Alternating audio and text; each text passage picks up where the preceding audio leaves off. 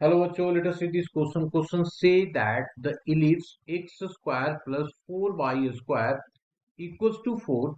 4y square equals to 4 is inscribed in a rectangle aligned with the coordinate axis, which is turned in. Inscribed is another ellipse that passes through the point 4 comma 0. Then the equation of the ellipse is option first x square plus 12y square equals to 16. Second option दिया हुआ 4x square plus 48 y square equals to 48. C of third option दिया हुआ है 4x square plus 64 y square equals to 48. And fourth option हमारे पास दिया हुआ है x square plus 16 y square equals to 16. ना सबसे पहले तो बात की जाती है की कंसेप्ट का, तो मैंने यहाँ पे लिखा और की कंसेप्ट के बारे में बात किया. की कंसेप्ट लिख दिया जी. की कंसेप्ट क्या होगा? की concept equation of ellipse is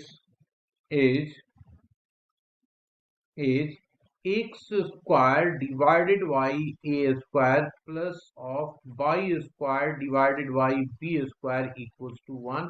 ये सिमेट्रिक अबाउट एक्स एक्सिस का है, मतलब a is greater than b हम लोगों ने यहाँ पे लिया है ना.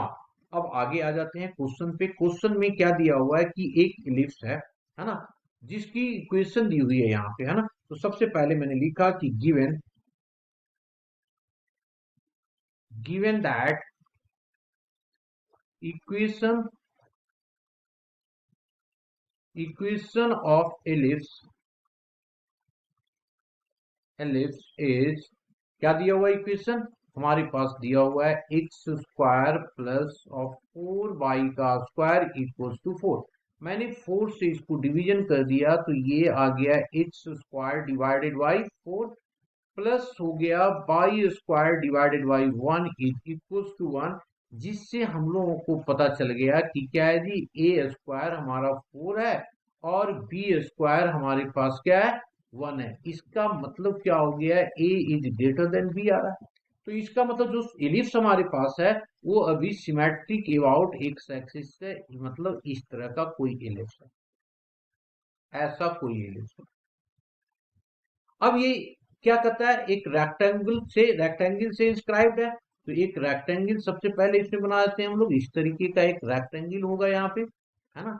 इस तरीके का एक रेक्टेंगल है ना. यहाँ पे ये ये एक रेक्टेंगल है जिससे ये इंस्क्राइब्ड कहता है. इस रेक्टेंगल के बाहर भी एक रेक्टेंगल दिया हुआ है ना, तो इसके बाहर है तो बाहर वाले भी हम बना देते हैं एक रेक्टेंगल.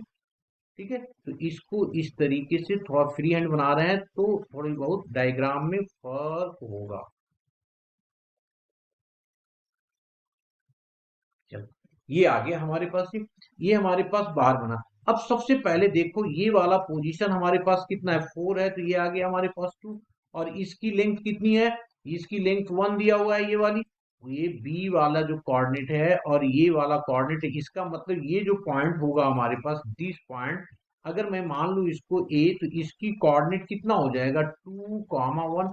हम लोगों को बाहर वाले इलिप्स की कोऑर्डिनेट निकालनी है. ये वाली इलिप्स की इक्वेशन दिया हुआ है x square plus of 4y का स्क्वायर इक्वल टू 4. हम लोगों को अब निकालना है बाहर वाले का. और वो कहता है कि बाहर वाले जो है वो कहां से पास कर रहा है 4, 0 का. तो सबसे पहले मैं इसको लेट कर लेता हूं. लेट इक्वेशन ऑफ इलिप्स, दो इक्वेशन ले लेते हैं. पहला वाला तो ये इक्वेशन जो हमारे पास है ना, वो दैट इज E1 का था. तो इक्वेशन ऑफ इलिप्स इलिप्स किसकी, E2. ये वाला इसको हम लोगों ने E2 ले लिया. E2 इज, इसको लिखा x square upon a square plus of y square divided by b square equals to 1. अब ये दिया हुआ है विच इज पासिंग थ्रू तो 4.0. तो गिवन है ना,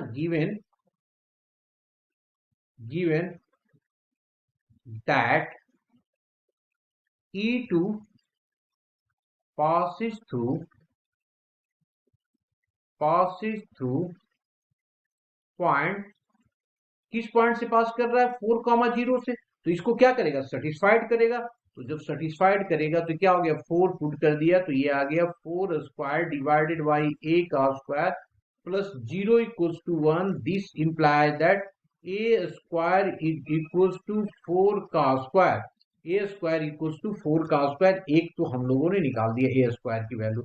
अब आ गया इसका मतलब अभी जो पार्शियली इक्वेशन आया हमारे पास, now equation will be, है ना, now equation of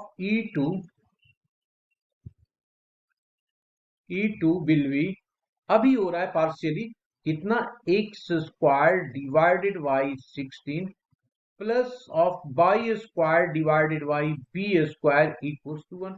अब ये इक्वेशन, ये जो हमारे पास कोई इक्वेशन मान लो फर्स्ट, ये पास कहां से कर रहा है 2,1 से, तो लिख दिया यहाँ पे now equation first is also passes, now equation first is also passes through कहां से पास करेगा 2,1 से।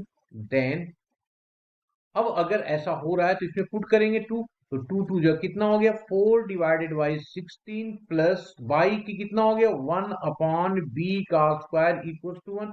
इसको कट कर दो तो 4 हो जाएगा। This implies that 1 by B का square is equals to 1 minus 1 by 4, this is equals to 3 by 4 आ जाएगा, है ना। ये आ गया हमारे पास 3 बाई 4 किसकी 1 बाई बी स्क्वायर का। तो बी स्क्वायर की वैल्यू कितना आ जाएगा बी स्क्वायर इक्वल्स टू 4/3। तो फाइनली इक्वेशन ऑफ एलिप्स क्या आ गया, है ना, therefore equation of ellipse E2, therefore